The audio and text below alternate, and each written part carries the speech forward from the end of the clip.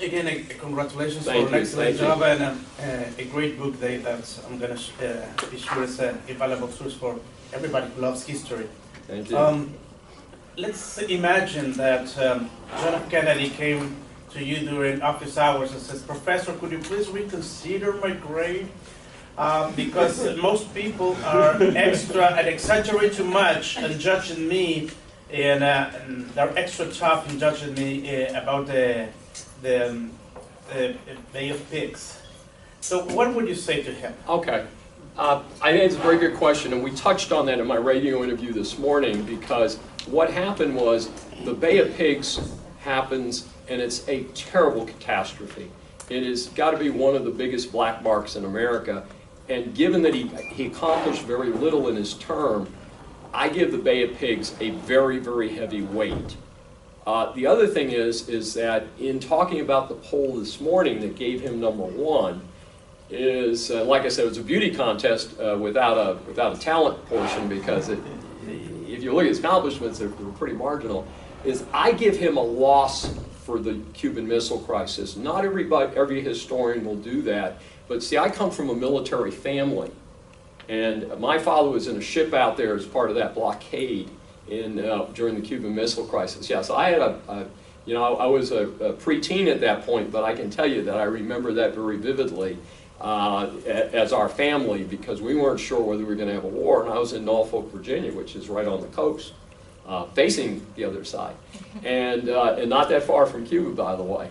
And so one of the things is that I give him a huge loss for Bay of Pigs. I give him a loss for the Cuban Missile Crisis, because ultimately the weapons ended up being there, by the way. That's the big myth, that they were never delivered because the Russian ships turned around. That's true. They just brought them back later. But what happened is the Russians ran out of money. The Cubans don't have any money. So whatever was parked over there in the bunkers that were hidden became obsolete and could no longer be used. So it's probably never removed. It's probably still sitting over. At some point when Cuba opens up, people are going to go out hiking in the mountains and stuff and find the hidden weapons that were installed after the thing. But the other thing is that Kennedy, as a human being, was not a very truthful human being. Many Americans of that time period, even today, were persuaded by this image of Camelot. How many of you heard Camelot and the Kennedys and all that? Camelot, the term is used after Kennedy dies, because Jackie Kennedy edits an article being written for Life magazine. Now, folks, you're getting an article written about you and you're a political figure. How many people get the reporter comes over to you and lets you edit the article before it runs? And so Jackie Kennedy, after he dies, creates the myth of Camelot. Kennedy was probably the biggest philanderer in the White House, on par with Franklin Roosevelt, who's in a wheelchair, out chasing ladies, dies with his girlfriend. That's not contestable. He died with his girlfriend. When he dies suddenly in Warm Springs, he is with his girlfriend. He's not with his wife. But Kennedy it's just incredible how much, and what happened is the press at that time protected a lot. They protected him, they protected Johnson. Both of them were incredible philanderers.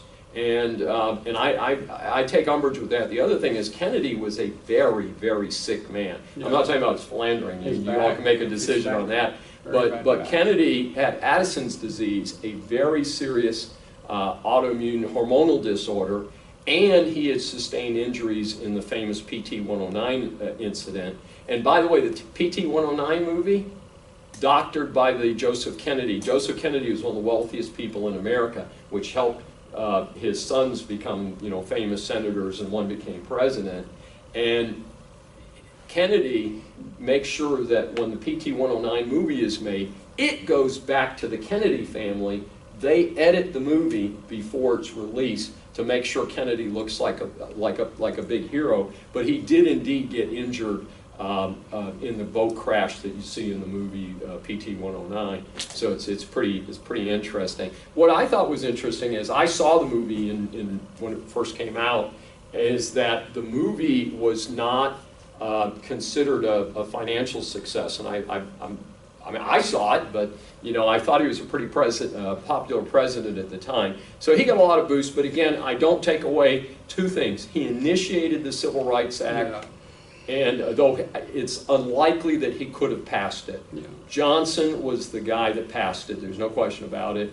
And he got America started on the space race, although NASA was really formed under Eisenhower, another thing people don't talk about. NASA was in place under the late Eisenhower administration. When Sputnik goes up, America goes into emergency mode because they're visualizing, and this is during the Cold War, satellites over the United States, you know, beaming down weapons and kind of space, you know, Star Wars type stuff. But people were envisioning that. And that's why the United States went on emergency mode in the late 50s under Eisenhower. But Kennedy is the one who stood up and said, we're going to do this, and committed resources, and of course created a huge boom for Houston and the Clear Lake area, you know, because of the power of the Texas Democrats at the time that Kennedy does that. So it helps to give Houston, Texas, a separate industry. After oil, the space industry is brought here because of the power of the Texas candidates like Johnson and Sam Rayburn.